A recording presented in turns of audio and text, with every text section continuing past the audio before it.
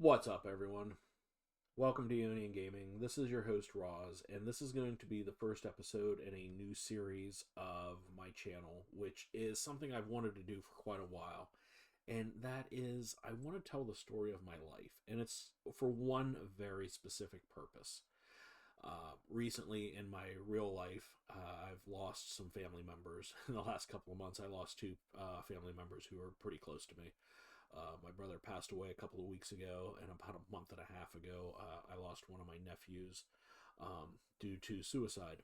And I'm going to talk about a bunch of things in life that may be a little uncomfortable for you. And I'm sorry, but I'm going to tell you the story of my life. The reason why is I'm telling this for an audience of one, and this is for the audience of Roz Jr., aka my son, Liam. I want him to understand where his dad came from, why his dad is the way he is, and just some of the stories in my life that, he may never get to hear because you never know, okay? So, if you are going to make comments or whatever on the channel, I ask that you be respectful about it. This is going to be one of the most honest video series that you will ever see in your entire life. In fact, it's going to be so honest that if I catch myself starting to lie, I'm going to stop myself and course correct. There are some stories in my life that I have doctored, to say the least, to make me not sound like a complete asshole that I really was in that situation. And hindsight there lets me know I was in that situation.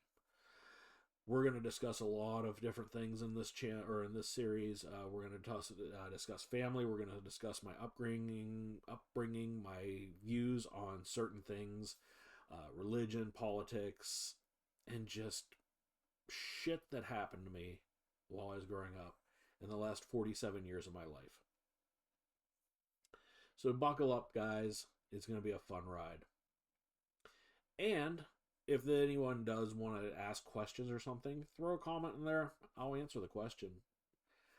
We can start the story at my birth in 1976, but I can't tell you a whole lot of fucking shit about that because I wasn't there. I mean, I was, but I wasn't there. I can tell you I was born in Greeley, Colorado, on December 6, 1976. My mother was a divorced Catholic woman who had just recently, within about a year and a half ish, almost 2 years before this, had remarried to my father. Now, my mom being Catholic and this being the 70s, once she got divorced, she was excommunicated from the church. That's something that happened. It is what it is. My father was Protestant. We've bounced around a couple of different denominations between Methodist, Presbyterian, back to Methodist, etc. My father raised me Protestant. My mother was very heavily influenced by the Catholic side of her upbringing, and I got kind of a taste of both. I was number 6 of 7 children, by the way. So I came from a big family, but back in the 70s and 60s, they didn't have fucking internet. So your grandmother, my mother, I'm going to talk about her divorce just a little bit. She was married for at least 5 kids. I can't tell you how long she was married. I don't know. But she was married for at least 5 kids to a man who was an abusive spouse. From my knowledge, and now do not quote me on this, you can fact check this with your aunts and or your grandma herself, but if she's still around. But to the best of my knowledge, he had a drinking problem and a violent temper.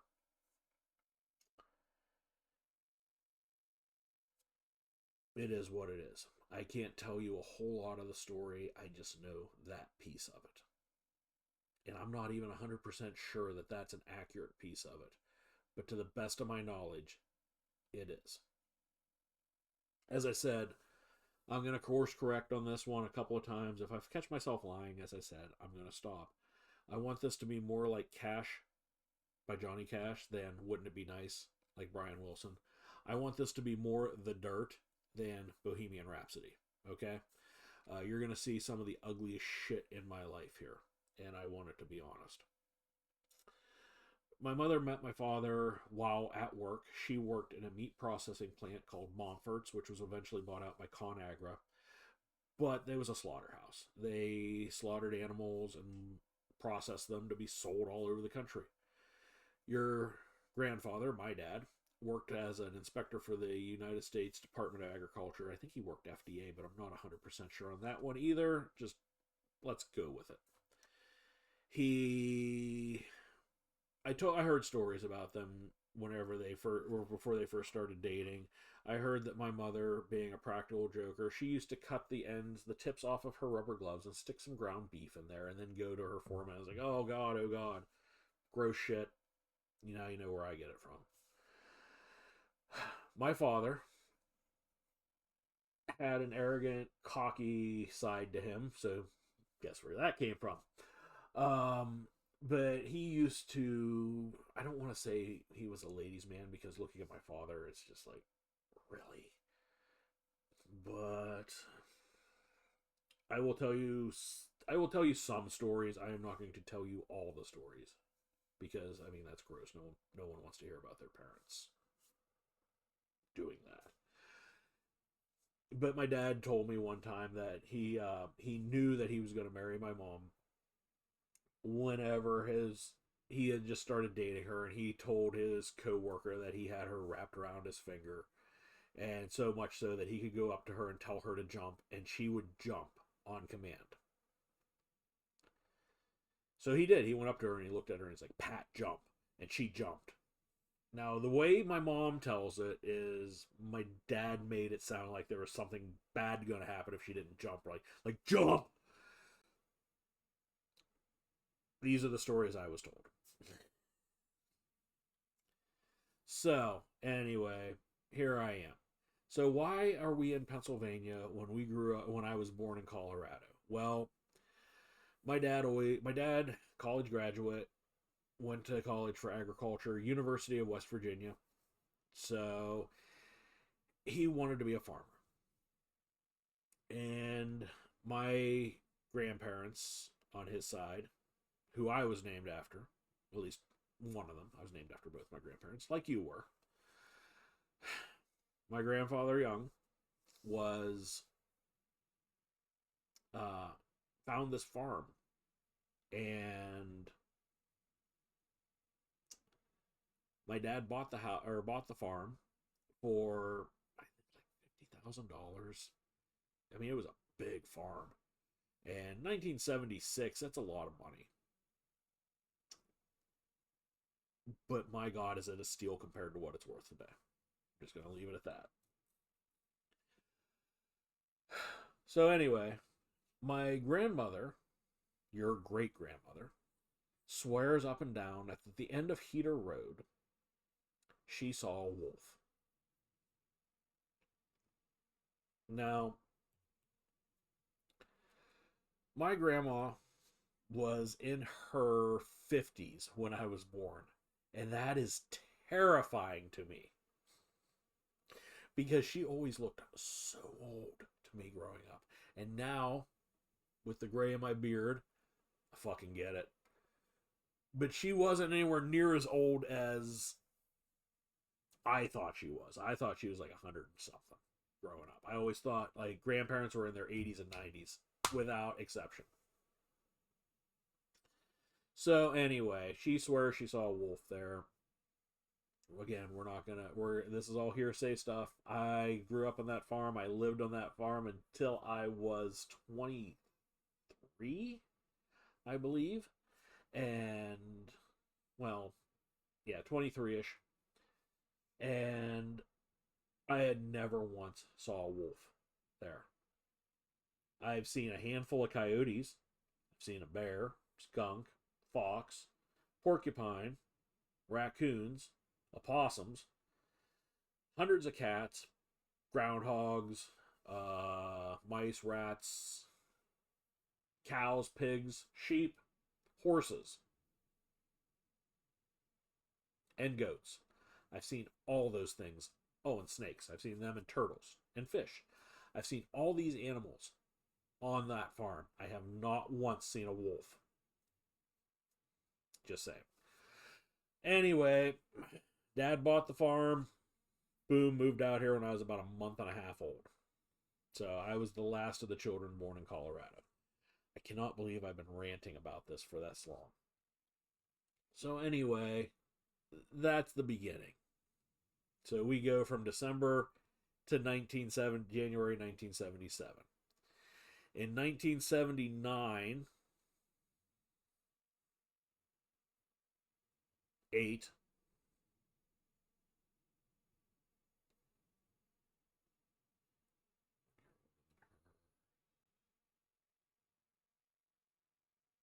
'78, my baby sister was born in the middle of the biggest blizzard of Pennsylvania history up until 1993. But I will go into that story at another time, maybe.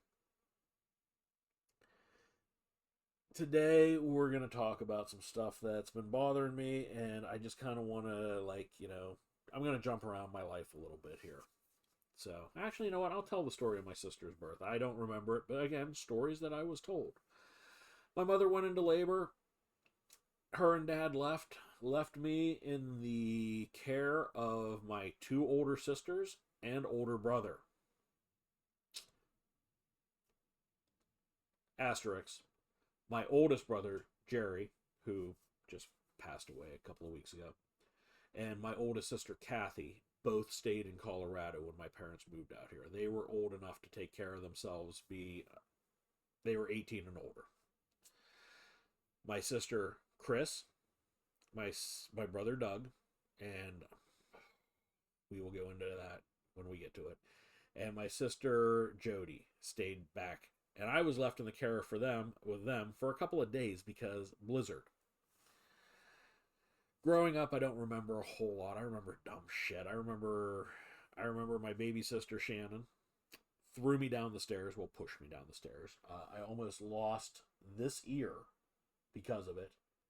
It got tore up pretty good in the fall, so I do remember that.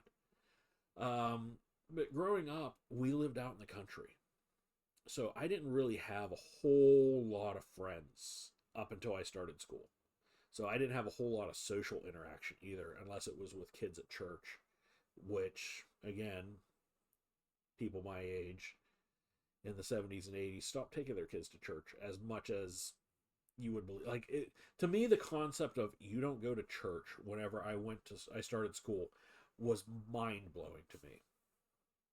In fact, I think that's a pretty good segue into what I really wanted to talk about anyway. Um, but yeah, so growing up, we went to Methodist Church in St. Petersburg, Pennsylvania, and it was my first moments of this that I kind of started to stray from the teachings of Christianity. Again, I'm going to be jumping around a lot here, folks. Full disclaimer, I am a Christian. I am a full believer of God, the Son, and the Holy Spirit. Okay? I am non-denominational. I would say I closest align with Presbyterian and Methodist. Closest. Okay? I have my own set of beliefs, and I don't argue a lot, but I do argue points of my religion, which is going to be controversial when we get to it. But one of the first things that I remember growing up is we had a scandal with our pastor. I don't remember exactly what was going on with it, but I remember there was money missing. I don't know if he was embezzling or stealing from the church or something along those lines. I don't remember exactly what it is. But I do remember there was a special dispensation, I guess, or something like that. They had a meeting where the congregation was going to decide to vote if they were going to keep this pastor or not. My dad was friends with this pastor. I I can remember going to their house for meals. I remember my dad helping him at times. I remember my mom and his wife doing stuff together like quilting and stuff. And I know that sounds very old timey, but sure as shit, my mom used to quilt. Um, so they were friends of the family. And this pastor had a speech in front of the congregation as to why we should keep him as the pastor, but he was going to respect the decision anyway. So he left after that quick little speech and the church congregation immediately and unanimously voted him out of the church. I look back at that a lot in my life. Last couple of months, actually, I've been thinking about that moment a lot in my life. And how could my dad betray one of his friends like that?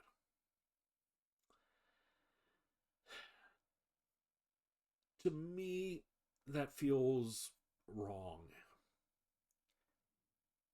And yet now, as an adult, I completely understand why he did it. When it comes right down to it, right is right and wrong is wrong, and it doesn't matter how close of a friend you are or how tight you are, or even if you're bonded by blood. Right is right and wrong is wrong.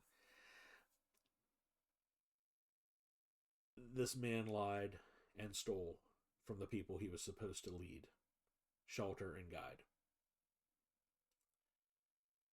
There was no other option your grandfather had than to vote this man out of the congregation. As an adult, I completely understand that. Going on with my upbringing when it comes to religion. Um, Growing up in the 80s, the Satanic Panic was a real thing. My God, it was so bad. We were convinced that devil worshippers were going to come and get us growing up and sacrifice us to Satan. And if we were sacrificed to the devil, we weren't getting into heaven. Like, I don't know where I jumped or made that jump, but that's what this brain believed growing up. And that's wild because that's not how it works. If I'm killed by an evil person, that doesn't mean I don't get to go. But my brain wouldn't let it go like that. So that's what I truly believed. At one point, though, we had started going to a new church after the debacle with the previous church. We started going to a church in Clarion, the First Presbyterian Church of Clarion, on Wood Street in Clarion, Pennsylvania. So if you want to look that up and Google where that's at, depending on where you're at in life, you can see where that church is. And that's the church I went to. Now, I remember the pastor. He was a really thin man. His name was Dan McCallick. And I enjoyed him a lot as a pastor. He he was kind of nerdy looking. I know. Remember, he was a Detroit Pistons fan too, which bugged the shit out of me because I was really into basketball growing up, and I was a Celtics fan with Larry Bird. So, again, telling you how fucking old I am. But there was nothing really I could say bad about Dan. He did his job. I always liked him. I thought he was a great pastor. Um, I know, like, I seriously, I can't. I'm trying to think if there's anything bad about him, and there wasn't. So, kudos to that man.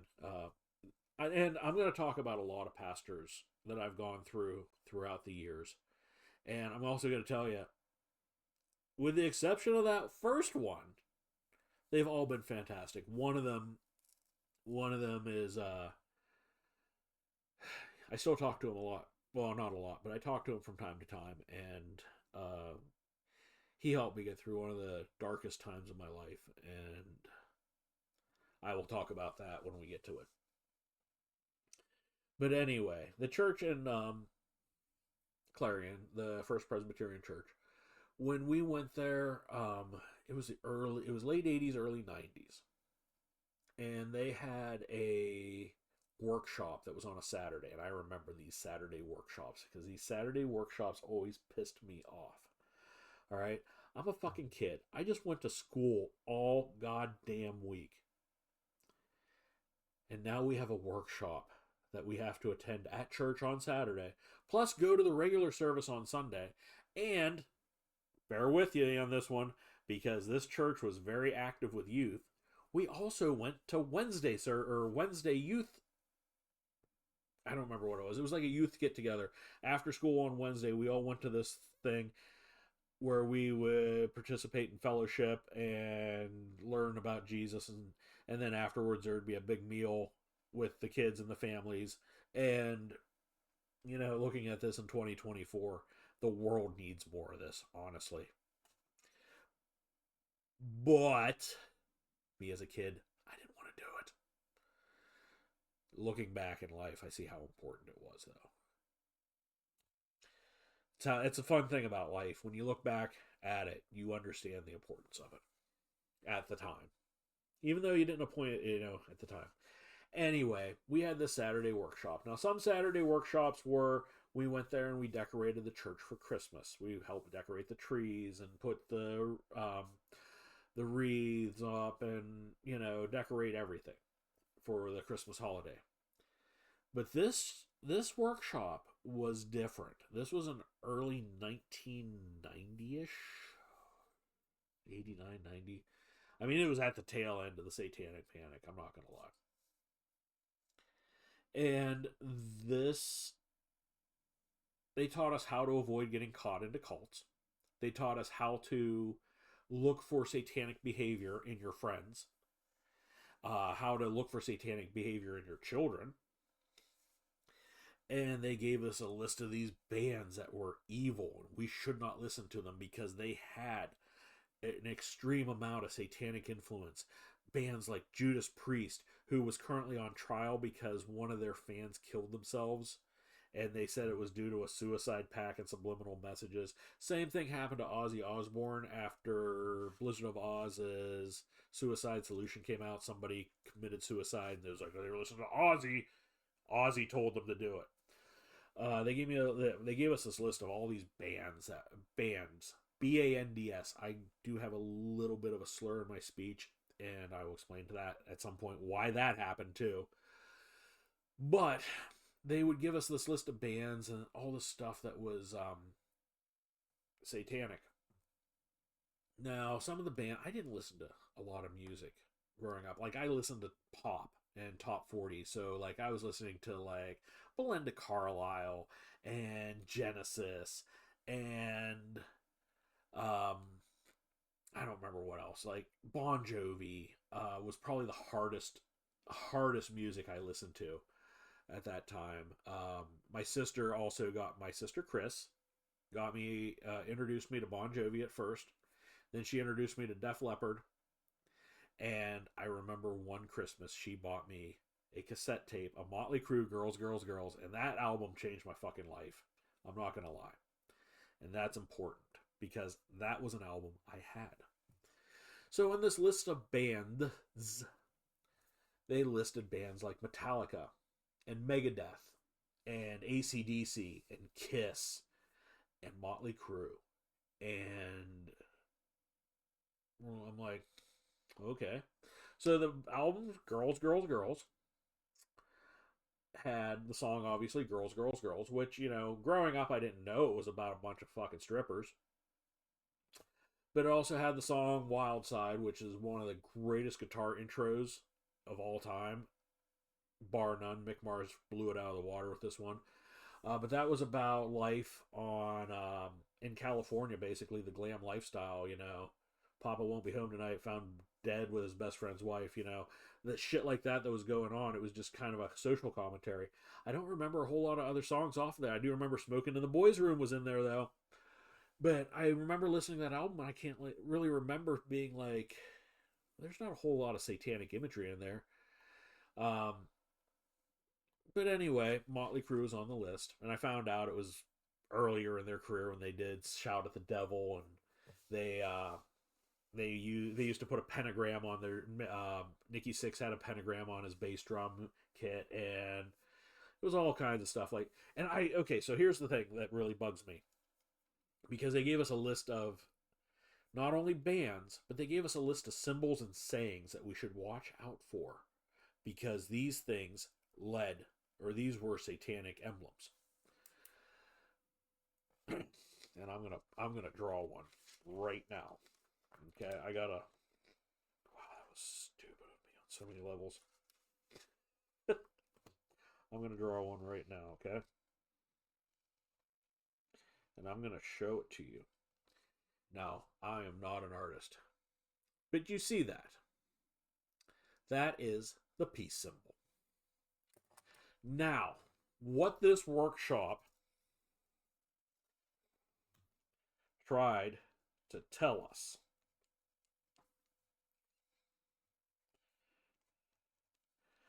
is that was the same. Yeah, this is really bad too. As this, which is basically a really shitty version of a sites, but it's no, it was what I was trying to implement as an upside down cross. No, an upside down cross was basically a symbol of Satan. You know, the anti is like Jesus was crucified, so this would be upside down, or so it's not holy, even though many saints were crucified upside down. Found that out later in life, but let's go on. So anyway, they were trying to convince you that the peace symbol, was actually this. An upside down cross, but the arms were broken. Right? Right. Anybody with a rational brain. What the fuck? So anyway, that was the beginning of when I stepped away from religion. The drive home that night, I had a conversation with your grandfather, and I talked to him a lot. And I asked him why. Why would somebody do this? Or, you know, why would someone willingly know? Like, growing up as a Christian, you understand the story of the Bible. And even if you skip to the end, you know what happens in Revelation. It's spoiler alert, Jesus wins in the end. Okay? So why would anyone go to the side that we all know is already going to lose? That makes no sense to me. I asked my dad about these bands, because I was very concerned about Motley Crue. I was super concerned about Motley Crue. Because I thought, because I listened to Girls, I was going to go to hell. And I asked your grandfather about it, and he said, you know, John, it's not so much that this music is evil. What is going on is something happened. A parent lost a child. And they can't deal with it. And they are looking for any kind of reason to give them some peace. Going through what we went through with your cousin George, I get the blame piece of it. You look for any reason. You hope it was something other than what had actually happened. Another outside force beyond your control, beyond his control. But that's truly what happened. Somebody was looking for a scapegoat because they couldn't handle what was going on with their lives. And as a parent, if something were to ever happen to you, believe me, I totally understand. But because I realized that it wasn't so much that it was evil, it was more the fact that people were concerned because of that. They thought, well, I started delving into, basically, they handed me a booklet of shit I should go and get involved in. Things in there such as Dungeons and Dragons, which, if you know me, I know I am a big Dungeons and Dragons fan. Video games, the occult. I love stuff that has to deal with magic. I love sorcery stories. I love stories about sorcery and magic and witchcraft and vampires and werewolves and changelings and all this stuff. I love these stories, okay? There is nothing wrong with these stories. There was nothing wrong with a lot of the music that they said that I shouldn't listen to. AC/DC does not stand for Antichrist Devil's Children. It stands for Alternating Current Direct Current, which was on a sewing machine that the Young brothers, no relation, even though I have used that throughout my life, that I am related, cousins to Angus and Malcolm Young. And Bon Scott saw it on a sewing machine and thought, hey, that'd be a really cool fucking name for a band. Kiss is not Knights in Satan's Service. For fuck's sakes. Kiss, however, does suck as a band. There, I said it. Motley Crue is probably the least satanic band I have ever heard in my entire life. They are 100% about pussy and drugs. Honestly, not a bad thing to be. But I'm not. No. Let's no. We're not going this route today. We're going a different route today on this. Megadeth became one of my favorite bands in all the world. They were not satanic at all. They were probably super. They were super political. Anyway, a couple more years went by, and we had like a teen youth group, and I don't remember her name, but she led the group, and there was only two of us, and I remember the girl's name was Kathy, and it was me, and we were like the only two teenagers in there, and I had a super big crush on Kathy back then, and that came back later in life. That came into a big circle in my life later on, but I had this big ass crush on her, but she was dating another guy, and I don't remember the other guy's name, but he was like 18 years old, and he had like long flowing hair and shit, and I don't remember his name either, but fuck it. Whatever. We're going to move on with life. But the youth leader of the youth program, she was talking about the Motley Crue album that had Primal Scream on it. I don't remember. I think it was Primal Scream, actually, was the name of the album. And I was like, well, didn't we just learn that that's satanic? And Kathy's boyfriend, he was really into metal too at the time, and I'm like, satanic shit, man. What's this Iron Maiden? Like, he's really into Iron Maiden. Well, you know what? If that's what Kathy's into, like if she's into a guy that's into Iron Maiden, I'm gonna get into Iron Maiden. I got into Iron Maiden. I fucking love Iron Maiden. Iron Maiden is probably one of my favorite bands. Recently, and my best friend from high school, we talk every now and then, and he talks to me like we talked earlier this summer, and we were going on about Iron Maiden, and he's like, man, I really slept on them in high school. I really wish I hadn't have. And I was like, I told you. But anyhow, went on a couple more years, and then about the time I was 14 or 15, I was involved in a lot of school activities, and I just stopped going to church. Like, my dad would like holler up and was like, do you want to go to church? I was like, do I have to go today? I'm really tired. And they just let me stay home. And then it got to the point where I was just like, no, I'm not going. I'm just not going. And Sundays were my Sundays were now, because with all my activities in school, Sundays were my one day off a week now. So, yeah, I drifted away from religion. And I drifted away for a long fucking time. Uh, I'm not anywhere near where I need to be when it comes to my faith. And I know what drove me away, because I felt that, a shepherd who betrays his flock, and then telling a bunch of people that, this stuff's bad, when it really isn't. It's not. Anyone with a sound mind knows that this stuff isn't bad. It may not be culturally appropriate. Motley Crue songs are not necessarily the nicest songs about women or, life in general. Megadeth paints a very bleak view of the world, thanks to the policies of world leaders. But it's not enough to say that, if you listen to this, you're going to go to hell. And because they basically did say that at this workshop, I started questioning a lot of things.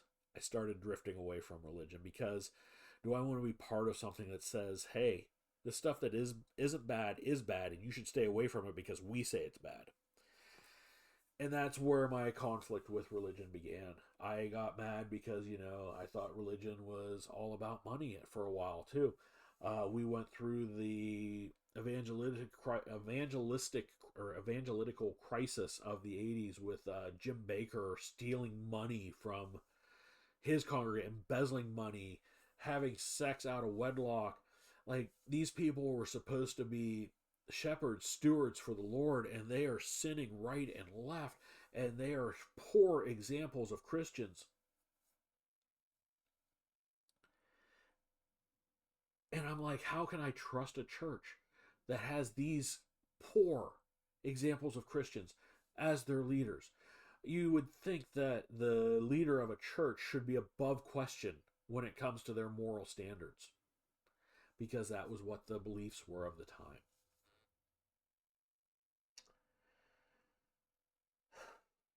I don't want to really spoil what brought me back to the religion or my faith, I guess I should say. But I went through a very dark period in time, and I discussed a lot of the things I had problems with organized religion. And I talked to a man, my parents. I was going through the darkest time of my life, honestly. I was going through my divorce, and I was completely lost. And my dad suggested that I talk to their pastor, a man named Kevin Haley. And I'm sorry that I'm name dropping, but the man helped save my life. And that's no joke. I fought going back to church for probably close to 27 years. Over half my life, I fought going to church. I talked to Kevin at great length one day, and we're going to discuss this for a little bit later in life. But the things that Kevin and I discussed were the things I hate about religion. In fact, I sat down with him. The first time I sat down with him, I talked to him and I said, I don't even know why I'm here. And I do need to tell you some stuff before we go into this conversation that we're gonna have. But I hate organized religion. And Kevin laughed and said something that I will never forget.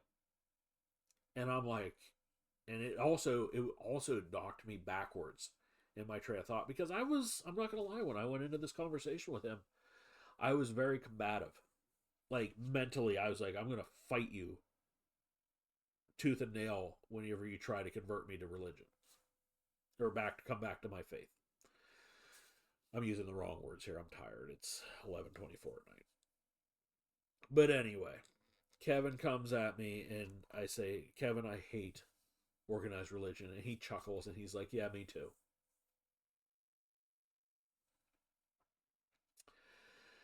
Not the answer I was expecting at all. I was expecting him to be like, oh, you shouldn't hate organized religion. No, he's like, I hate it too. I hate the bureaucracy of it. I hate this about it. I hate this about it. And I'm like, all right, man. You and I can talk. I talked to him a lot about my upbringing with the pastor who betrayed and then I talked about this workshop with him as well. I talked about how things were going on in my life right now with my divorce and everything, and I don't understand how somebody who, and I was horrible those 27 years that I stopped. I don't want to say stop believing, but I definitely was not a follower. And I have a hard time even accepting this today. But one of the things I absolutely still cannot fathom is how somebody like me, who's done the things that I have done, can be saved. And I asked Kevin about it, and Kevin, he's like, honestly, John, not one human being on this planet is worthy of God's glory, of his forgiveness, of us being there. But because he loves us, and because we seek to absolve our sins, and because we ask for forgiveness, is the reason we're granted a place in his house. This was 8 years ago. We had this conversation, and I remember it so well.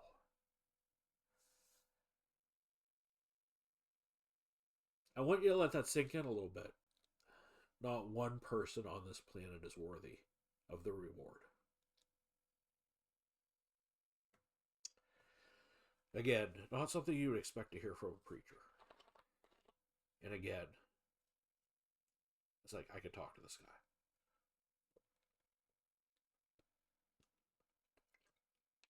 guy. Sorry, I need a drink. I'm not a perfect Christian. I'm far from it. I'm a sinner. And to this day, I still sin.